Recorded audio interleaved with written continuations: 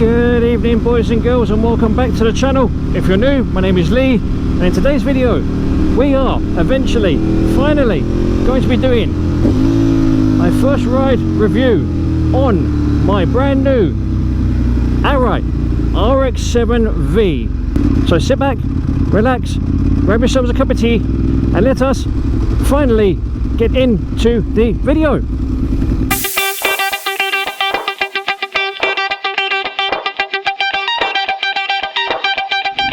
So ladies and gentlemen, how are we all doing? Anyway, the Arai RX7-V. I've had this helmet for about 3 weeks now, and only really started using it properly over the last 2 or 3 days. And this video is basically a little bit of an insight into my opinions, my thoughts and feelings on using this as an everyday helmet and using it for motovlogging. So where shall we begin? I suppose we should begin with the comfort aspect. Now, bearing in mind that the RX7 is designed as a race helmet, that literally thoroughbred race helmet as you'd expect from Arai, it does do a lot of stuff very, very well. The fitment is practically spot on. The comfort level is spot on. It's not too noisy, it's not too quiet, and hopefully with any luck that'll be translating through the microphone to what you guys are hearing when I talk. So I'm hoping that with any luck the microphone that I'm currently using isn't the best quality mic in the world, but I'm hoping that you guys are hearing me fairly well. This is like the 3rd time I've tried to record this bloody video, and every time I think I get it right, I listen to the audio back and it sounds absolute shit. So I'm hoping that this video is going to be okay. I don't expect it to be brilliant because, like I said, this is the RX7-V, so it's a race helmet, so it's not designed really for motovlogging, but I've kind of made it so. So the features and benefits of the RX7-V. We'll start off with the safety aspect. The RX7-V is peripherally banded, so around the crown and forehead, but also around the chin area and around the back of the shell. It's peripherally banded to give you that little bit of extra rigidity and stability in an accident. Also, with the RX7 being the R75 shape, which is the shape that Arai have used for the last 65-70 odd years, it just does everything really, really well, and I can't fault it. I can try and pick holes in it, but it'd take me all day just to find 1 or 2. But a little bit of background history about the RX7. It's been known as a couple of different things around the world. In Europe and the UK, it's known as the RX7V. In some parts of Europe and in America, it's known as the RX7X. Why that is, I really don't know. I mean, at the end of the day, it's the same bloody helmet, but you know, America. So in terms of what you get with the RX7, as well as the peripheral banding, it's given its name, the RX7V, from the amount of vents that it has. Now, if I remember rightly, it's got either 4 or 5 intake vents and 2 exhaust vents, or 4 intakes, 2 outlets, 3 outlets, one or the other. But in total, it surmises to 7 vents or exhausts of, you know, however you want to put it. Also, with the RX7V, the internals are a lot different to older generations and different models of Arai's, in the fact that you can actually adjust the thickness of both the head pads and the cheek pads, and they can be changed in 5mm increments, ranging from 25mm, I think, all the way up to 55mm, obviously depending on the shape and size of your head. Obviously you have to take that into account before any sort of customization takes place, but you guys don't need me to tell you that. Another great thing with the RX7 is that as well as it being customizable internally, they've changed the side pods, so the areas that the visor connects to and detaches from. On the older RX7 GP and some of the other older Arai's, they had like a trigger style mechanism which worked really well, but for some reason on their race helmet they felt they needed to up their game a little bit, which is fair enough. So I decided to change it to a slightly less obvious mechanism, but still does the same sort of thing. It works, don't get me wrong, it works. It does work pretty well in my opinion. Also, another thing they changed is they actually made the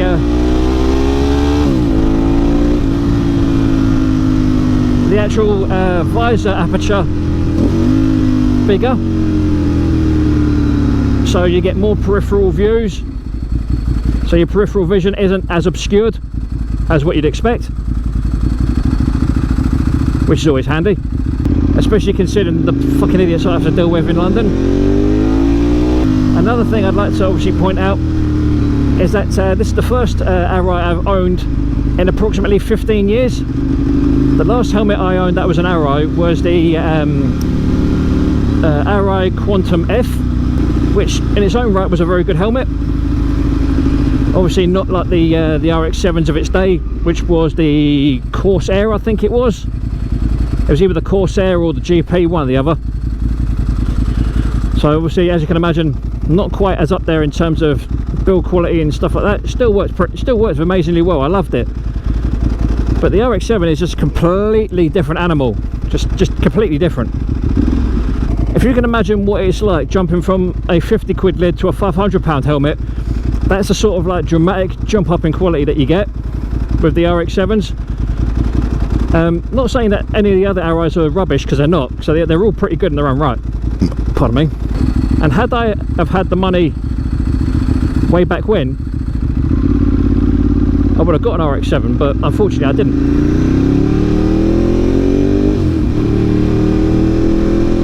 So I just had to make do with the one that I had.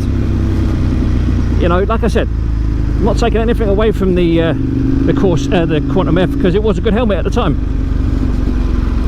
But these days, you know, everything's moved on so much, and it just, you know, in my opinion, the RX7 just blows everything else out of the water. Ew, I sounded so posh when I said that. Blows everything out of the water. Equally, what do you guys think of my helmet? Think of the graphics. I personally really like it. It matches the bike really well. You know, I've got the good old tinted visor. You know, because every helmet looks better with a tinted visor, as you should all know by now. And, you know, just the general fit and finish of the helmet is just so good. And I know I keep bleating on about it, but it really is. It really is that good. And people, obviously, there are people around that will say, oh, Shoeies are better, or Scorpions are better, or Schuberths are better, and stuff like that. You know, that's fine, that's cool. You know, you're entitled to your opinion. I don't have a problem with that. You know, I'm not bad mouthing or poo-pooing any other brand or any other particular model in a brand spectrum or price list or whatever. It's just literally, this is my opinion on the RX7 from an owner's point of view, not from a sales point of view, because naturally I don't need to sell the helmet to you guys, do you know what I mean? If you take into consideration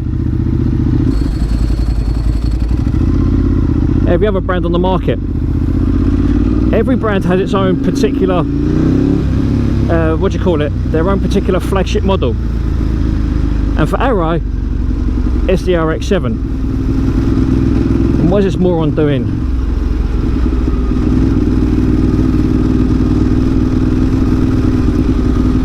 Oh, do you want to go any fucking slower?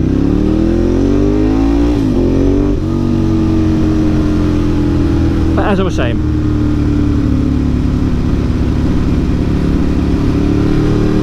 with Shoei, their flagship model is the X-Spirit 3.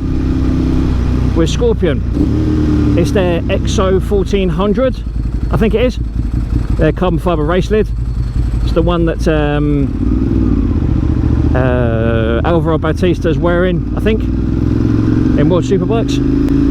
I know X-Lite have got their 803 carbon, I think it's called. I I think it's the 803, I might be wrong. And then there's loads of other brands on the market. There's Nolan, there's Suomi, and whatever else. Like I said, everyone has their own flagship model.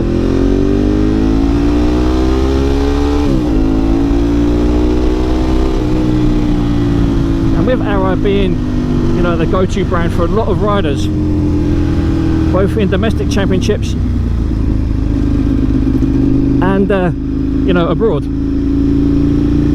can just, you know, the quality is just all over the place. It's just everywhere. Do you know what I mean? It's just that damn good. And obviously, like I said, it's my opinion. You don't have to agree with it. You don't have to believe it. You know, I'll let figures speak for themselves. Do you know what I mean?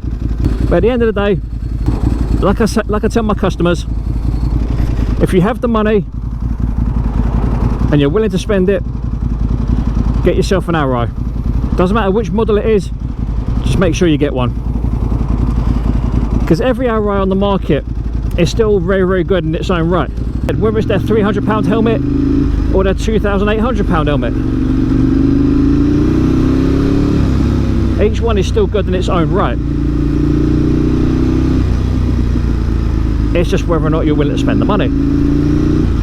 Initially, I wasn't willing to spend the money, so I had to go about getting it via finance, but I'm glad I did. Because I kid you not, this helmet is probably the best fitting, the most comfortable, relatively quiet helmet I've ever owned. And I'm not going to say it's dead quiet, because it's not. It's really not. But at the same time, it's not the loudest thing in the world either. It's like, for example, the amount of noise deadening that I'm getting right now through the helmet, like through the cheek pads around the ears, it makes the bike sound a hell of a lot thumpier and a lot growlier than what it usually does. Now, I don't know whether that's as a result of the you know, the EPS liner and the padding and whatever else, or it could just be literally the shape of the helmet. I don't know.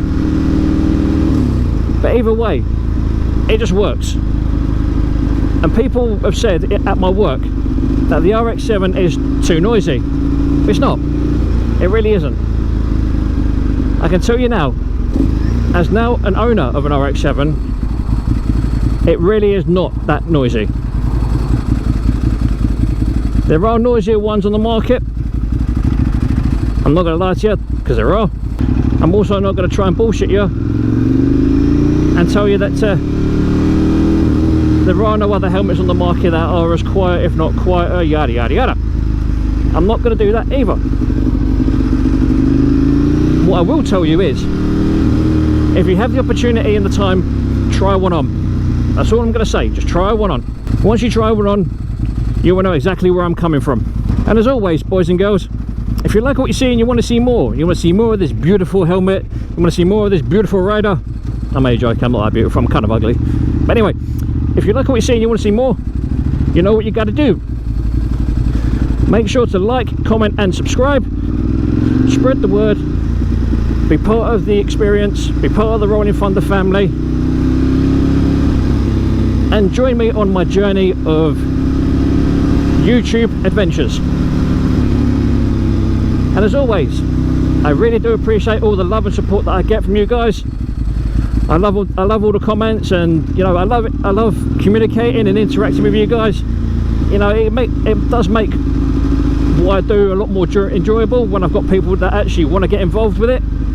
So if you're one of those guys and you want to get involved, then please feel free, drop me a comment, drop a like, get involved. As I've already said, welcome on board if you're new, welcome back if you're a returning subscriber, and I hope you enjoy all of my future endeavours.